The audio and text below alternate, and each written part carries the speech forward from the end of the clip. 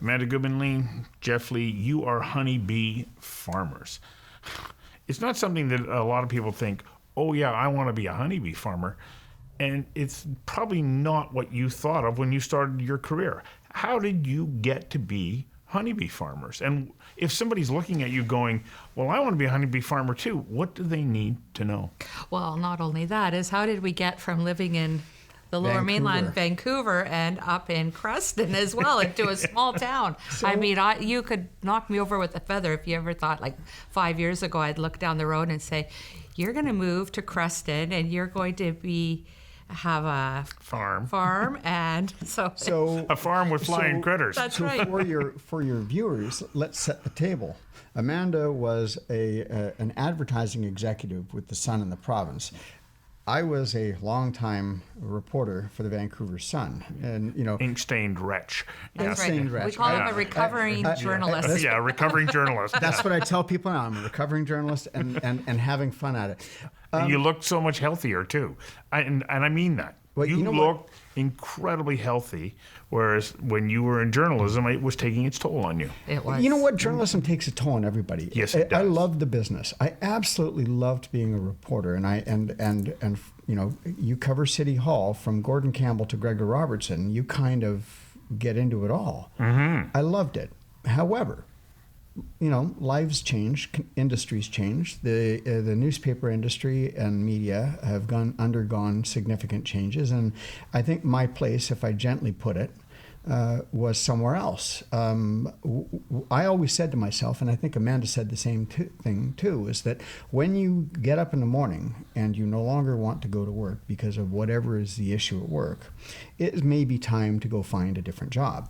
We are only on this earth for a little while, and so you might as well make the most of it. So for both of us... Okay, let me ask you a question right now. When you get up to go to work now, can you hardly wait to get there?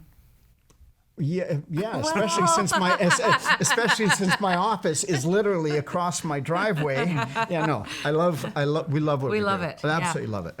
And I can say the same thing. When I left journalism to start my own business, I couldn't wait to wake up in the morning to go to work, and I didn't want to go to sleep at night because I didn't want to stop working. And here I am 21 years later, and I still feel the same way. And I suspect you're going to do the same thing. Well, I don't think that it matters whether it's journalism or beekeeping or advertising. It's your attitude in life. Am I right? Yeah, what's your passion for what you're doing? Yeah. In my office, when I worked at the newspaper, I had a big poster on it, and it says, "Passion never dies." And I looked at that every day, and I knew you set the intention in your head, and I would look at that. When I first started at the newspaper, I worked in classifieds, and my first classified ad, I couldn't wait to open that paper the next day and find my classified ad that I put in, that first one. I was such Same a as me as a reporter. right? Yeah. Just like a nerdo all the way through, right? I had to find that, and I really loved it. I loved it from the phone room all the way up. The end, I was a manager, and then I hated it. Like, I would dread Monday mornings and drag it in. But when I look at the path, if I didn't work at the paper and advertising, we wouldn't be where we were. No. First of all, we wouldn't have met. Second of all... Okay, that won't make sense to anybody who doesn't know you. How can that link you to now? So this is where I'm going to go. Science World was my client, and they had a show called The Science of Fear. Yes. And they would, when they'd have new shows, they would invite the different media. So they would have, like, the Sun and Province would get a team together of 4, and they'd have these fun media challenges. So we would see, like, the JRFM people there, and the CBC and CTV and Global, and we all had these teams, and we'd go. And so the one thing we had to do, we were a team of 4, and the first thing on The Science of Fear is we had to pick up these live hissing cockroaches and put them into a jar, and whoever got the most hissing cockroaches in the jar, like, they won that one, and it went on. So it was this fun media challenge, and they asked me if I'd like to go in and do a beer to bees. A beer to bees. Mm-hmm. And so what a beer to bees is they take the queen bee and they put her in a little cage, and they have it on a string, and they put the string, like, they tie her around your neck, and then you hold a board, like a bristle board, in front of you, and the person will come and Dump 5 or 10,000 bees on you. and then the bees, they want to go near the queen, and so they crawl up this bristleboard, and they prep you for everything that's going to happen when you go in, and their little legs will hold on to you, and you can feel it, and it feels like they would say, "Don't worry, you're not getting stung." No. And then the bees, they all cluster on your face and around, and then they heat up. You feel this heat. And so it's So the person who it's an did this- interesting So feeling. there, it's a direct line right from there Right from to there. being a But honeybee here's farmer. the weird thing. I was really calm, and I kept waiting for the fear to come in. But I was getting calmer and more relaxed. Calmer. Yeah. yeah. It was like my blood pressure went down. I was in the moment. I wasn't it was very zen-like, which is part of how we came out. Just very meditative, right? And he So said, what do you do? Come running home and say, "Hi, honey, was I know there. what I our was Jeff actually was watching. there, and he was I was watching. and I was taking photographs. I have the evidence. When they were taking the bees off me, John said, the beekeeper who had put them on, he said, "You're so calm, you'd be an excellent beekeeper." So I came out of the booth, and I'm like, guess what he said? And So I have a slightly different variation on this. I'd always like to have the idea of having animals around us, and we ended up getting into bees. But here's something that I discovered about bees and my work. As an investigative reporter, as a political reporter, you're always wired up. You are on game. You know what it was like, Stu. Yeah. We were always rush, do. Yeah. Have a deadline, come in at 8:00, get an A1 story out on deadline. Oh, by the 4, adrenaline rush, all that the stuff. Yeah. anxiety, everything. All Well, let me wrapped tell up you in what one. happens Yeah. when you are keyed up like that and you walk into your bee yard. You get stung. Your bees come out and tattoo the hell out of you. and so what I learned is on a Friday when I would go in and I would spend the weekend working with the bees. You have to be calm. You have to be gentle. You have to respect what it is that they are telling you. And you can do, bees are these amazing creatures. You can do all kinds of things with them, right? Don't piss them off. Okay? Okay. At the end of a weekend, I would come out of the bee yard and I would be much calmer, much nicer, not more handsome, but I was certainly a better human being. And the phenomenal thing that came out of that was that my writing was always getting better and better and better, because no longer was I I was pressured and feeling I had to do these things. So you were writing against deadline rather than writing. I was writing with against purpose, deadline. really. I can still write against deadline. Yeah. But the reality of it was that I was more thoughtful and more careful and more calm about my writing and more purposeful. And that I think was one of the great lessons that I learned in my later life about how to change things up. When we all go as human beings, we always want to know what's next for us. Yeah. What can I do? And was it Mark Twain that had 5 different careers, or was it, I forget who it was. But the point of this being Yeah. that we can change, we can adapt. And as much as we hope our bees will adapt to the climatic conditions that we're giving to them, to the challenges that they have, those sort of adaptations also have followed myself as I go through this, and Amanda as we go through this. We've learned we actually can do more things. Now I will tell you, I always thought that being a journalist was a hard job in the sense that you had to really be on your game. Yes, you do. You do. As a commercial beekeeper, I can tell you I have never worked harder in my life and more physically active. I have to multi-manage. We both have to multi-manage all kinds of issues. And on top of that, the darn boxes are fairly heavy. And also, when you live in a small town, if you run out of something or something breaks, you have to learn how to fix things. Oh, yeah. And you have to learn how to I can now weld.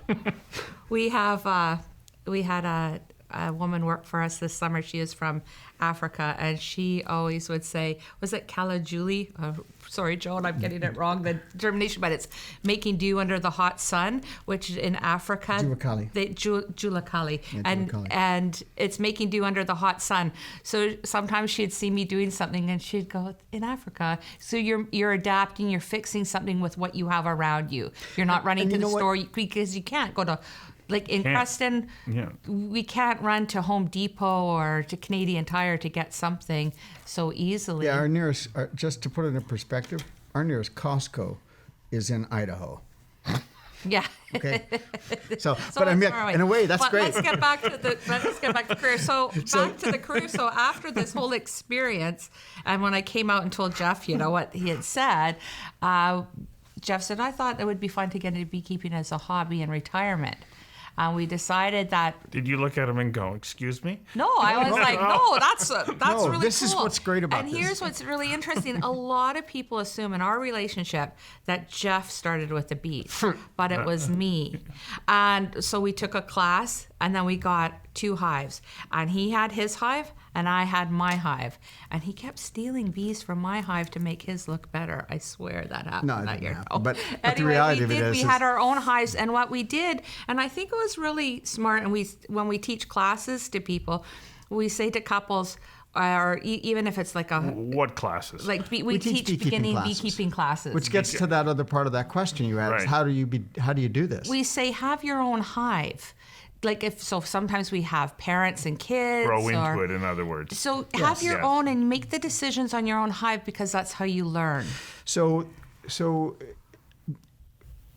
beekeeping is in a renaissance phase right now. It's in a growth phase. People want to do it because they think it's really cool, and it's been. Well, maybe they want that Zen-like experience that you both talked about. Well, that's a benefit to it. Yeah. But they want to quote save the bees, and not everybody can do that. And sometimes what we tell people is, if you really want to help the bees, go plant forage that the bees can live on. Mm-hmm. Maybe that's your contribution. But fair enough. But when people want, like we've seen over the last 5 or 7 years, a significant growth in urban beekeepers in British Columbia, to the point now where the municipalities, with the exception of places like Abbotsford, which is a farming community and doesn't want to have bees in the urban area, many municipalities now have adapted bylaws to allow the keeping of beehives in the backyard. And what we tell people is, if you want to be a beekeeper, and it's fun, first of all, go take a course from a recognized instructor. Get a pair of hives, not 1, but 2, and that's so that you can manage problems with them. Okay, and then be gentle with yourself, because the learning phase for a beekeeper's life is all of his life, all of her life. There's a saying we have at the BC Honey Producers Association, which is that if you talk to 4 beekeepers, you'll get 5 opinions. Okay, they're like economists. They're like economists, And if you are really wanting to do this, you will continue to learn all your lives. I mean, like we're not spring chickens anymore. But don't try to make a dramatic leap. Always stay within that zone of proximal learning. Grow with the bees. Yeah. Mm-hmm. Grow with your bees. Learn as you go. Because if we had not known anything about bees and the business in Creston came up for sale, and we just went there and we took on 300 colonies. Oh man, we would probably just killed them all. We would have killed ourselves probably. It would have been like really hard mentally to manage that. So how long were you hobbyists then? 5 or 6 years. So that gave you a really good grounding on what you needed to know about that, and it gave you a foundation. It did. But the reason why I laughed about that is because now, as commercial beekeepers, we're still learning and we're still making. So this year, for example, welcome to entrepreneurship as well. Oh, yes. In 2019, we recovered from we thought we knew what we were doing, and in 2018 we had a significant disaster. We've managed to rebuild. But we also have been the beneficiaries of great mentors who have said, you know what? We went there too. We have had our own problems. And as we can prepare all we want. We can think we know everything we want, and nature will throw you a curveball. You will have your bees completely prepared for winter, and it turns out that last 2 weeks in March, when it was supposed to be warm and everything got really cold and the bees went downhill, there's a saying about what happens. It starts with an S, but in reality, I guess what I'm trying to get to here is that as we learn, we continue to learn, but we still make mistakes. Okay, so what does a typical day look like for you? Well, And I'm sure that it's different depending on 4:30, I wake up and I get her a copy of coffee at 6. No, I'm just, well, that's in the springtime. We get up very early in the morning, mostly because the birds are where we live. It's very noisy. But we The get up days are early in the seasonal. morning, and it's seasonal. So during pollination, we're working late evenings into the night. So Why? What happens at night? bees don't fly, So? we have so to. you can move them. And so that's when you're moving them into farmers' fields and so on. We move them. So Okay. you don't want to bees. Bees will orient. Yes. They do the fly up and They- kind of like the way you do with You your carry own. on with what our day looks like. I know. I feel like I've had a jolt of espresso right now. I'm all excited about talking about our business.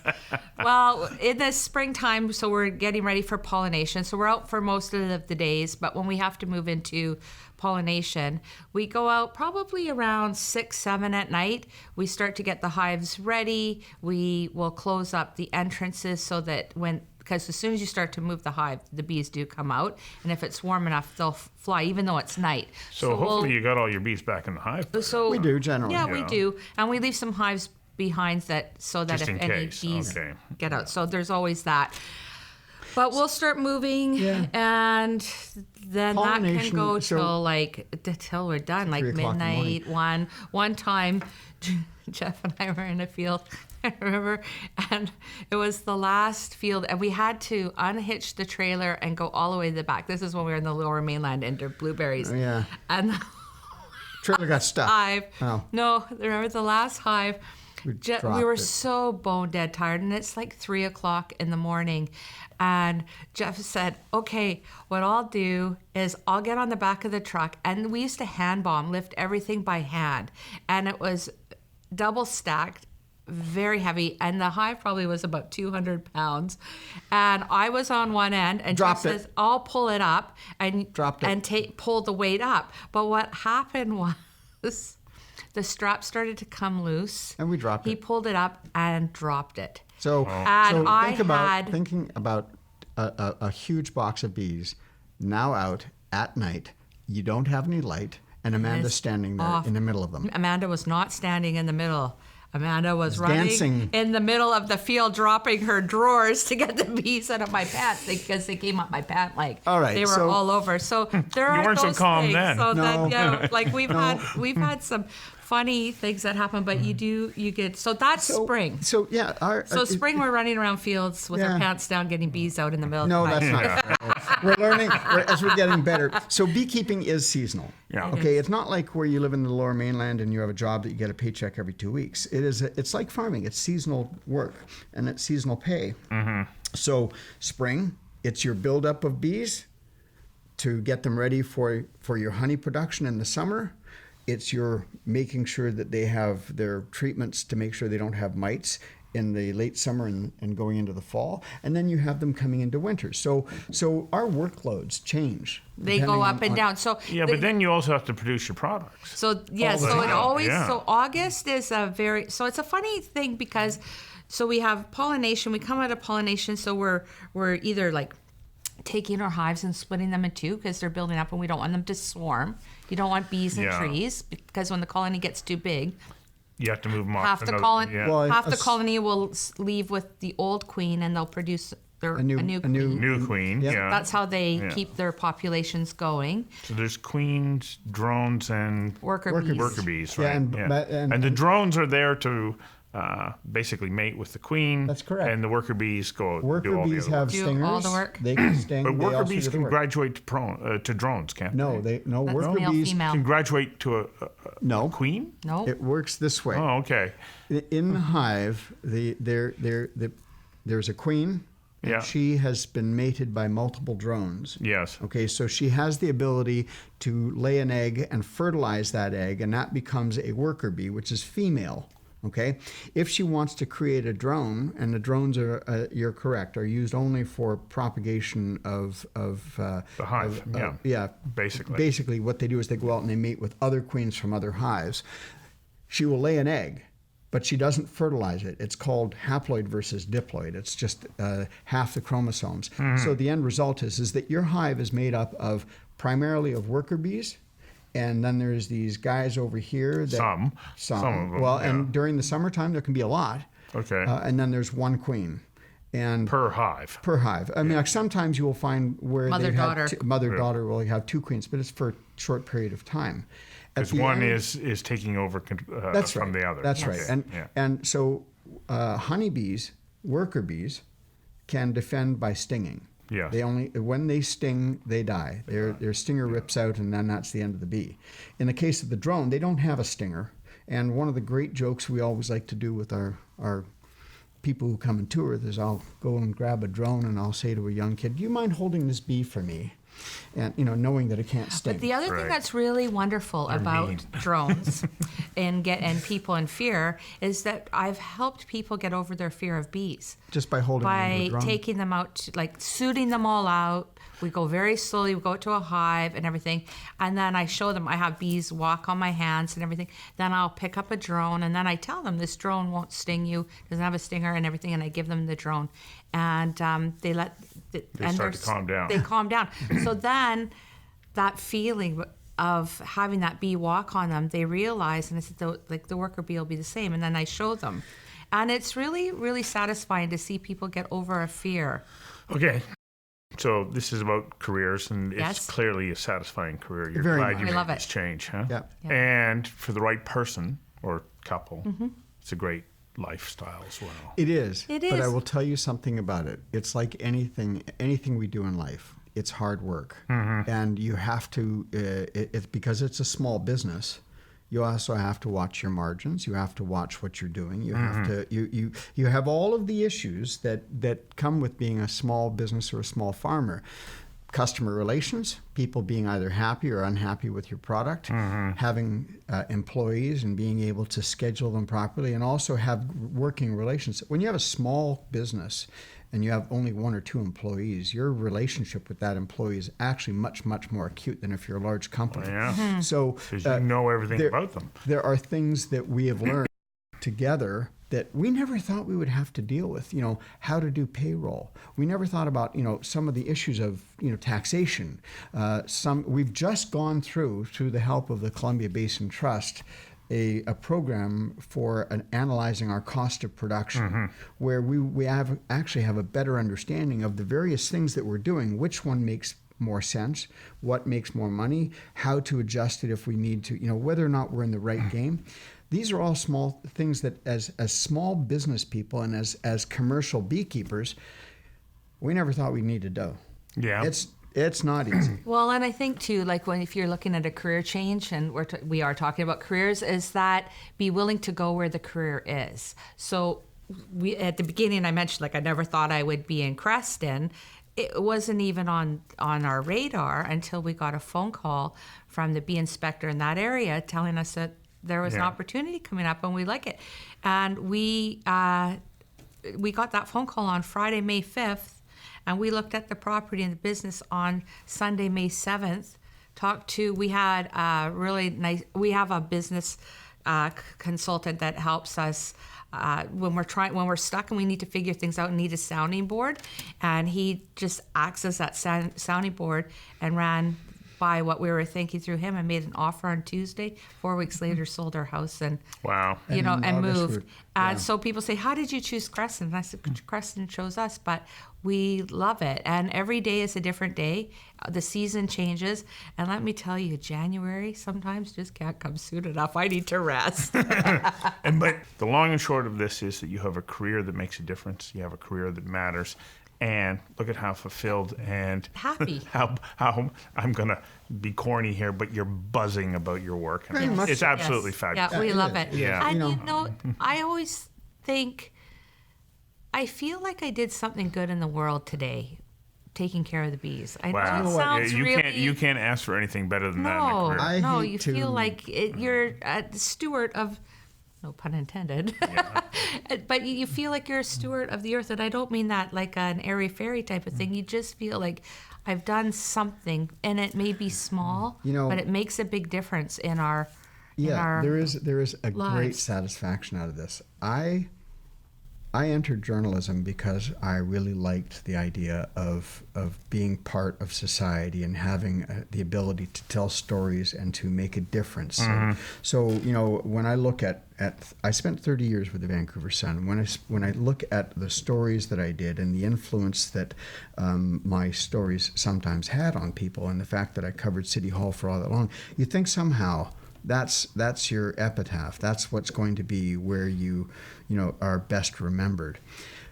The funny thing is that now, where we live and with what we do, I actually get much more satisfaction. I still write a lot, but I find that I am no longer worried about whether or not City Council has made the right decision on some housing policy. And in fact, being back in Vancouver this week, we have driven around and I've looked at some of the places that I've written stories about, and I've said, how did they get that so wrong? So for me, it's a very good thing that we're a 10-hour drive east, where I can now look at the local town council and say, please get it right. Perfect note to wrap up. Thank you for sharing your career journey with us. Thanks for having us. Thank you very much. Thanks.